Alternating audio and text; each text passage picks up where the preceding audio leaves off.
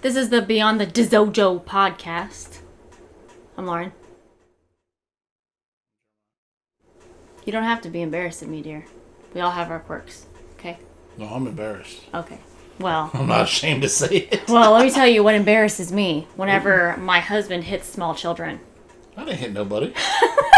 What are you talking about? A few weeks ago, in a 6 to 8 year olds class, what we normally do is, like, I do the 4 and 5 year olds class, and I do, like, a little circuit thing with them, because we'll, like, do some karate, and then they'll do a circuit, and then we'll do some karate, do a circuit back and forth to keep them engaged. So we keep the circuit up and running, so that when Jeremiah starts the 6 to 8 year olds class, they can go through the circuit also. Mm-hmm. And they're, like, running around the circuit, and one of the little boys is coming by, and Jeremiah reaches his hand back to give him a high five. And he palms this kid in the face. Like, he just stuck his hand out, almost clotheslined the kid. He almost fell over. It was hilarious. Mm-hmm. But Jeremiah had no clue that it happened. Really? Yeah. You were like, I did what? Oh. I was like, that was his face, not his hand. Oh, yeah. I've been waiting to share that ever since it happened. I've made a mental note, like, going on the podcast. You're welcome. We should make a new rule that when you share something funny, it has to be with you, about yourself. About myself? Yeah. But I was observing. I was there. No. Anyway, it was really great. I mean, I probably would have done the same thing, to be fair. But Jeremiah was just, like, watching the other kid and just reached back and just like, oh, here, give me a high five. And instead, right when he reached out, the kid's face was right behind him.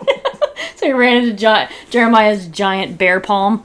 It is what it is. Yes.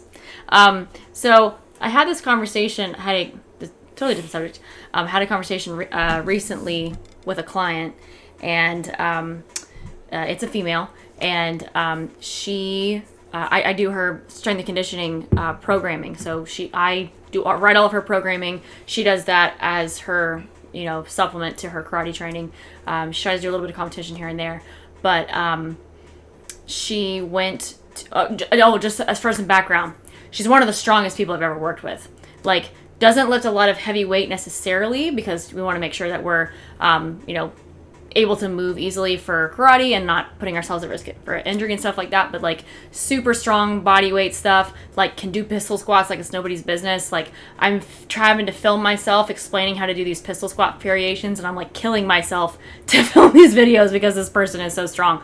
So anyway, this client of mine told me, there's a motorcycle going by. This client told me that she went to an event and was given some feedback from a female instructor that her karate did not look very strong and that she should incorporate more strength training. And yet, that's what she does. And she also says that she's small. So we kind of get engaged in a conversation around that. And so Jeremiah and I are going to kind of, I think, expand on that a little bit more. So the response that I gave was there are a couple things to consider when it comes to the appearance of strength in your karate. The first thing is like I think at a baseline level when we think about strength, we're talking about kime. Is that what you think of? You don't think of kime? No. I mean, because that's the strong point of each movement is the kime point, or that point of, like, sort of maximize tension in order to transmit force. That being said, I still don't think of it as a strong point. You don't think of kime? No. Well, which point do you think of? I think of speed. Okay, so you think when it comes to strength. Like how fast they're moving. And you think that's stronger? That's my indicator a lot of times. Yeah. Speed kills.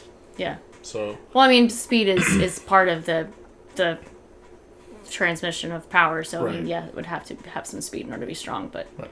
Yeah. Okay. Well, I think of the kime point, and I think a lot of people, like that was the feedback that I always got when I was younger. Is like needs more kime. Mm-hmm. So that was the that was the get stronger correction is more kime, whatever that means. But essentially, that's the karate version of oh bless your heart. No, that's the karate version of your go-to pad answer, like, oh, it's your hips. Oh, we're in Sunday school. The answer is Jesus. You need more kime. Need more kime. That's the answer. But it's the point of impact, essentially. Usually in Kihon, it's like the ending of a movement, but it's where the muscles are in sync, contracting not just for the sake of contracting, but for the sake of transmitting force into an object. Would you say that's accurate? Sure. So something like that. So that's the first thing to consider is like, okay, so if you're not coordinating properly and you're not having those momentary contractions, then obviously you're not going to look strong. That though doesn't necessarily, it's not necessarily an indicator that someone needs more strength training. And I am saying this from the perspective of a strength and conditioning coach because that's what I do. Lifting weights doesn't necessarily mean that you're going to have better kime. So you can. So if you are lifting weights, if you're adding resistance training into your training, the good thing is that it's actually teaching your muscles to contract more efficiently. That's why there's so many benefits to strength training. And then also, if you are increasing the intensity of the load that you're using, then you actually more maximally can contract more muscle fibers. So it increases the potential of producing more kime, but it doesn't inherently make your karate stronger. So that comes down to muscular coordination. Mm-hmm. And so that was kind of the conversation that we engaged in, was like, is if this could be a muscular coordination issue, and she was agreeing that, she might have some of that. Yeah. So that's not to say that this person who was giving her this feedback was wrong. I just didn't necessarily agree that it was absolutely a strength training issue. I felt like there could have been a number of other issues. So if you say that you feel like speed is more of the strength issue, then what are some indicators that you think, like, that you've seen in students where you're like, okay, yeah, they're not strong, so speed is what they need to work on? Like, how can you tell that? Or what is it that has made you kind of come to that conclusion? I don't really put a lot of thought into strength. Okay. I really don't. I put a lot of thought into coordination and speed. Okay. Strength, especially for men, come naturally. Yeah. So why even emphasize it? Yeah, that's true. From my own training, emphasizing power as a man, it just takes your technique and it doesn't improve it; it diminishes it. Right. So I try not to talk about that. Yeah. If we're talking about creation of power, it's usually impact training. Okay. That way, they have immediate feedback. Like, right? So you're saying you incorporate that, or you're saying that you can see that they're not strong? I use pad training or impact training to see where their strength is, mm-hmm. like how strong they actually are, mm-hmm. And then see where the breakdown is. What part of the technique is poor? Yeah, causing the loss. So just from observation, or from like how they actually hit the pad? Well, you can hear the sound, right? You can feel the impact. Mm-hmm.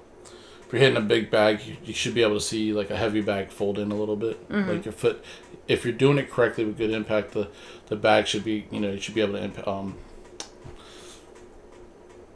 push your hand into the bag without it moving a little bit. There should be some can't think of the word. I don't want to say there should be penetration into the pad. That's the best way. Right. But that's all like from a teaching standpoint and drills and stuff like that. When I watch someone doing karate, the last thing that's on my mind is power. Well, do you know what I'm saying? Like, I don't look and go, oh, that's not strong enough. Right. That doesn't cross my mind. Well, this is really interesting because last weekend we went to a local fall festival, and normally what we do for our fun event is like we have lightsabers, which are half pool noodles, but don't tell anyone because they look like real lightsabers. Anyway, not really, but anyway, so we had the kids fight with the lightsabers. Well, we decided not to do that this year because it takes too much effort on our part, and I bought a force plate that you use to measure PSI for like boxing and stuff like that. And it was a more expensive one, so hopefully it's like somewhat accurate.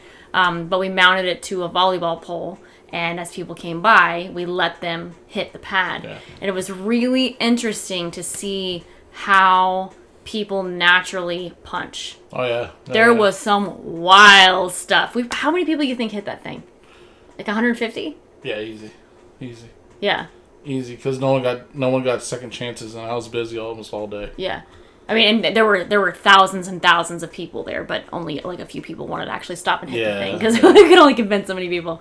But the kids loved it. The boys, obviously teenage boys and stuff like that, younger men.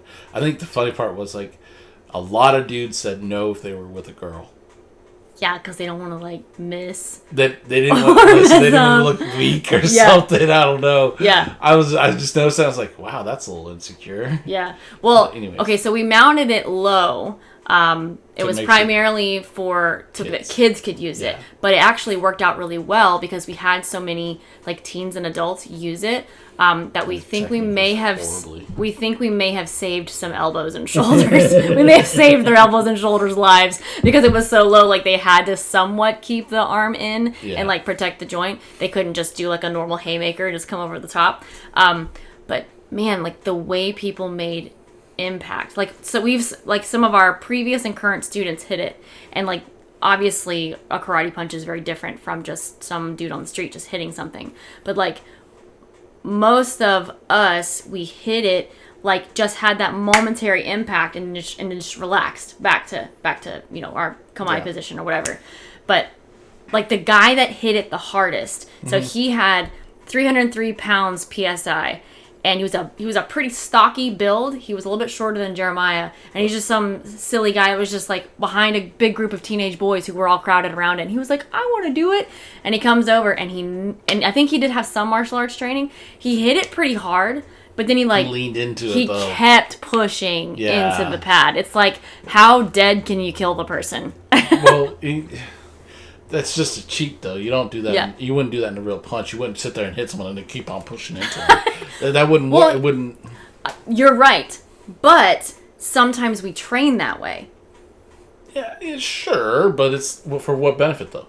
Not for any benefit. I'm saying that people train that way incorrectly. They will like hold that kime point way past the point of it, like, making any difference. So this is kind of the point that I'm getting at. It's like that muscular coordination thing again. Like, really, like, I think the way that I was taught kime was that all muscles contract all at once, and then that's the kime point. But one thing that Steve Uppel opened my eyes to is, like, there's only certain muscles that should be contracting in order to transmit force that direction, or, into the pad or whatever. And you only need to do it for so long. The moment of impact, that's it, pretty much, unless you're trying to actually push the person. Yeah. So then that changes the discussion a little bit, because it's like, if your view of strength is like brute strength where you're, like, pushing people around, I mean, now we're having a different conversation. Well, I don't think so. To push someone versus to punch them with sharp force. So, you're saying the perspective or the view. Like, so like from the outside perspective, watching the person training. So, as another example, we were at a seminar one time. That's pretty rudiment. That's a pretty basic view of power, though. Well, let me give this example. Okay. We were at a seminar once, and someone was giving a demonstration of different power generation types, and they did the normal type where you, like, did yakizuki, rotate your hips, nice and snappy. And Jeremiah was the uke and hit Jeremiah, and, a little bit penetrative, but, it was a decent punch. And then the second type of punch did a slightly different variation, and it was a big push. And Jeremiah, like, went backwards because this person kept contact with him for so long that he, like, pushed him backwards, and everyone in the crowd was like, oh, that was amazing! And I was just like, no, he pushed him, but okay. So to me, it's another, like, from the viewer's perspective, is what are you looking for? Are you looking for that long period of time where you're, like, kind of manhandling someone or pushing them around, or are you looking for that instantaneous transmission of power? Yeah. Well, then, if we go back to that conversation with your client and the instructor, I'm gonna just say it: the instructor doesn't have a depth of knowledge. She might have a wealth of knowledge, but her depth of knowledge isn't that great, because to watch someone and say, "Oh, you need to have more power." Well, she said strength. Strength, right? But yeah, is a cop out to having an instructor say, "This is what I saw you did incorrectly. This is what you need to do," and pinpoint the technical issues, or the physical imbalances. So this is you see what I'm saying, like, right? And I feel like strength is a byproduct of other things that you have incorporated. So strength is and really strength is not as accurate of a word as power, but I mean, if you look at the physical definition, but But yeah, it's a byproduct of other things, of that coordination. But I think sometimes, like, it's not that the teacher is seeing the wrong thing. It's that they, like you said, they don't know how to explain how to fix it. And, you know, I went through this with my mentor for a long time. It's like, he did have a decent eye. Like, he knew that something, like, wasn't being performed correctly, but he actually did not have the depth of knowledge to be able to fix that. And we kept, like, it's like throwing crap at a wall and trying to see what sticks. I mean, that's literally what we did for years and years and years, because he just didn't know.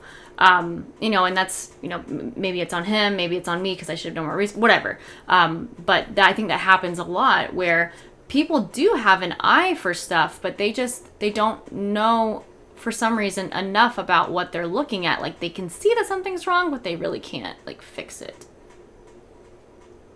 You know what I'm saying? Yeah, when you say eye for karate, in my mind, it's like recognizing the issue. Right. Not only seeing it, but recognizing and like being able to pinpoint what the issue is. Identifying it. Right. And then fixing it. Yeah. That's, to me, is what an eye is. Yeah. The ability to see it, know it, and then the knowledge to fix it. I don't know, man. Let's talk about this.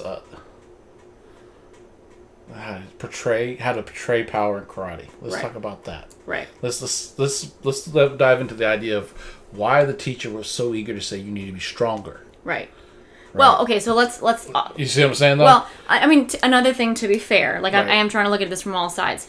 This client and I are about the same build. Right. So I know that is something that I struggle with at this point. And that's a feedback that I get often, is like, you look like you're just pushing your punches out. You don't actually look like you're doing anything dynamic and actually creating impact that's going to be damaging. And we did impact training the other day, and, like, obviously I'm out of shape, but it was bad. I was like, oh man, this is not good. So that's definitely is something that I struggle with. But the feedback that I've gotten is not like do more strength training. It has to do with speed and coordination, and that's generally what it is. It's coordinating when to contract the proper muscles, and then increasing the speed of one of the limbs or the hip rotation or whatever, depending on, you know, what the technique is. So, I mean, I do struggle with that. Yeah. And take it from your own personal experience and the people that influence you. You should realize that telling someone that they need, you're struggling with strength, and then someone telling you need to be stronger, that just, like, multiplies the issues in your head, and then what you're going to do to your body. Because now you feel like, okay, I know I'm weak, and everybody else knows I'm weak, so I have to do so much more. And it's a vicious cycle of overworking out, doing too much, then it limits your karate. So you got to change your body a little bit, and you got to work, change your training, and it's just unnecessary. And in reality, if let's say we're at a seminar and someone's teaching, and the instructor, the feedback that they give someone is, that's too weak, make it stronger. What are they going to do? What's the first thing they're going to do? Right there in class. Exactly. The first thing they're going to do is tighten up. They're going to start tensing through the shoulders. They're going to start doing the exact opposite of what karateka are supposed to do. That is the first that's the first reaction they're going to have. And I would almost guarantee to say that the thought process is, I got to make my gi pop. I got to be really literally. The outside stuff, yeah. Like, I got to make sure they know it's powerful. Right. And the whole time you're just killing yourself. Right. I mean, when you contract muscles while you're trying to move them. Right. Yeah, I think... move joints, I'm sorry. Yeah. Well, I mean... So you noticed... I didn't get to see the numbers as much because I was busy with papers and stuff like that, but at the festival, you noticed that we did allow a few people a second hit on the pad. And Jeremiah noticed that in every case, the second hit of that pad was always weaker. Yep. So... in my mind, that's an indicator that they were like, "Oh, I gotta beat what I did before," and like the want to got there. In my mind, and I basically said it to a lot of them, was like, "Oh, that first punch was pretty good, but your knuckles hurt now, and so you're slowing down on impact." Oh, you think so? Oh, I could see it. Okay. Like some of them, you can see them go, "Ah!" Well, You know, that was like- what was so weird. Is like literally this Yeah. pad was like 10 inches deep. Like it was a big pad. Yeah. It was not a little skinny thing. It's hard to hit the You back think it of was because they were hurting themselves? I honestly believe it. Because we're used to hitting things. Yeah. We're used to hitting things. That's the thing. We take a lot of things for granted. Like Yeah. level of pain and stuff. And like in the hands. Like, we take it for like whatever. It's Yeah. we're used to it, right? Most people aren't used to that. Like that burn, that rub. Sorry, that pad rash you get Yeah. on your knuckles. Right. That probably would bother a lot of people for multiple days. Like we'd be like, I got a cut, and then Well, there were definitely some people who were like, oh yeah, they were rubbing their wrists and stuff. No shoulder shrugging. With just one hit of the pad, and they're rubbing their wrists. That's bad.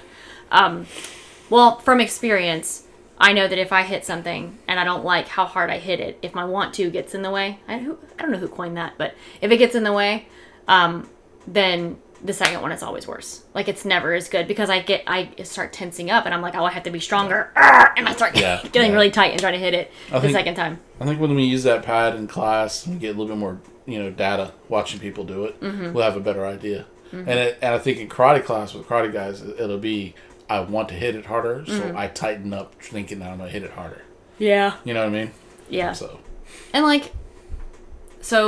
This is another idea that was introduced to us by Steve Ubel. He says, Jeremiah just kind of mentioned it earlier.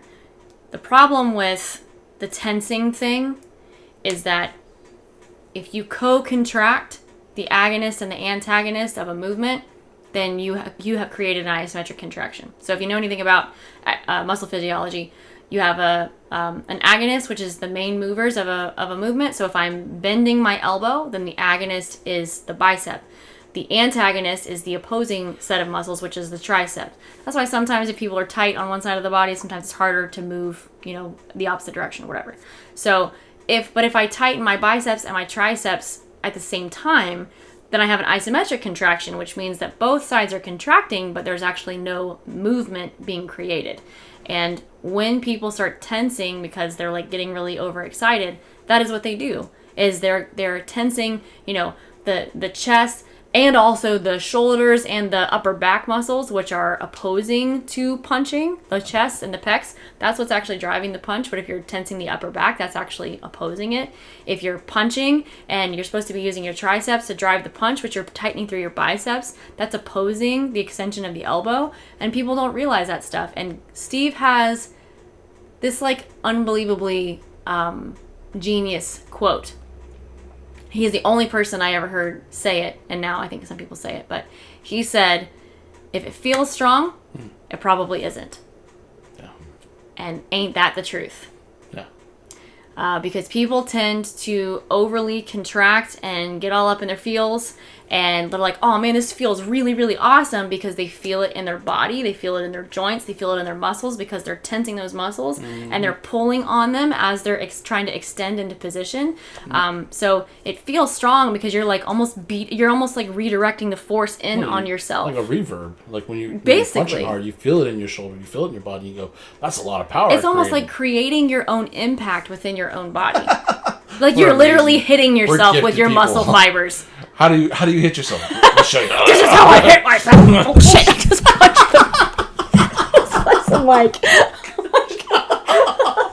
Hey! It's no worse than the video. If any of you I don't even say that. Use. If any of y'all are friends with me on Facebook, if you saw the videos from that festival, we attached the pad with a screw that was too small, and I kept knocking the pad off of the volleyball pole like a freaking dork. So anyway, that was just a repeat of that, basically. Yeah, basically. But anyway, we have skills. I actually really hurt. I just hit it with my pinky knuckle.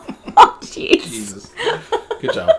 See, we're obviously out of the swing of doing the podcast and punching the mic. Yeah, the thing that I don't like about when people say you need to be stronger is like that old school idea in kata, right? Like, Gion's a strong kata, Epi's a weak kata.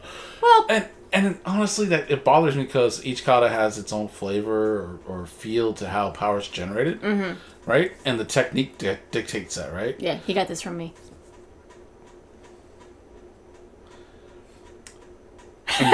And you walk on on air and do multiple jumps all at once, right? No, and you can breathe fire, right? My beef is it's calling it like man's kata or woman's kata. Because like there are things about the kata that inherently make the kata strong. Like you don't have to add to it to make it stronger. I agree. Yeah. Thank you for finishing my thought. You're welcome. You can keep going now.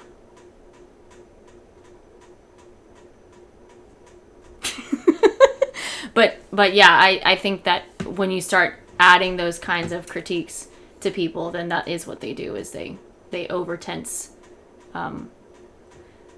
They over-tense, well thought out technique that was added to that kata and turn it into something that it shouldn't be. Yeah, basically. Yeah. So, and then they also extrapolate that out into katas that are supposed to be light and airy and all that kind of stuff, and turn it into something that's overly tense. So, yeah. So stop trying to be so strong. Yeah, basically. Yeah. I think there was something else I was going to say. Maybe not. I think we got the idea. I think so. Pretty much. All right, so what are you working on? Doing hand shodan full speed now. Okay. How's it going? I thought I had, I was surprised by some of the corrections because I felt like I was doing them correctly. Mm-hmm. But I realized, halfway through a conversation, that it was the speed, the coordination with speed is going to be different, right? So you slowly coordinate and go, that's correct. Mm-hmm. You add speed to it and you're not thinking about it. Your body's not doing it exactly that way because I haven't repped it out fast. Mm-hmm. So that's interesting. That's new. Okay. Being able to stabilize myself in at full speed. Right. It's different. Yeah. What you working on? Well, I was working on the 5 punch 1 step. I almost said 5 step 1 punch again. 5 punch 1 step for a while, and the problem is I can't do any one of those punches correctly. So now I'm all the way back to just doing reverse punch. Oops. And it's funny because this topic of strength, it's even an issue for me even in that movement, which I think is probably one of the shorter distance karate movements that we do, because you're stationary and you're just rotating your hips and you're just punching, versus a 7 punch or a front kick or whatever. I think it's shorter distance. You agree with that? No. No? No. What, you think it's long distance? No. What do you think it is? Technique isn't distance one way or the other. Well, I mean the starting point to the ending point of the movement. You're talking about the range? Yeah. Well, yeah, it's a smaller range because it's just the 2 segments compared to step and punch. Right. That's what I mean. Segments. Yeah, the range. Yeah, I agree. So, but maybe that's what makes it harder. But it's turning into me just floating the punch into place, even though I keep trying to work on the coordination of it. There is a speed factor, like Jeremiah mentioned, that's missing there. So I'm working on reverse punch, and a few years ago I worked on step and punch for a few years, and now I'm working on reverse punch for a few years. So if there's anybody under the rank of shodan watching this, and you get mad at your teacher for making you do the same techniques over and over again, nothing changes when you get higher up. So yeah, you just make yourself do it. You just make yourself do it now for many repetitions for a very long time. So there's that. But yeah, working on reverse punch. So awesome. One of these days I'll be pretty good at punching. I'll be the best puncher. It will be so strong. Yeah. Okay. All right. Well, thanks for tagging along with us. If you think that we're full crap, you can put it in the comments below, or if you're listening to the audio, you can send us an email with love. Absolutely. From you to us. Deuces. If you like us or if you don't like us, as long as you're listening.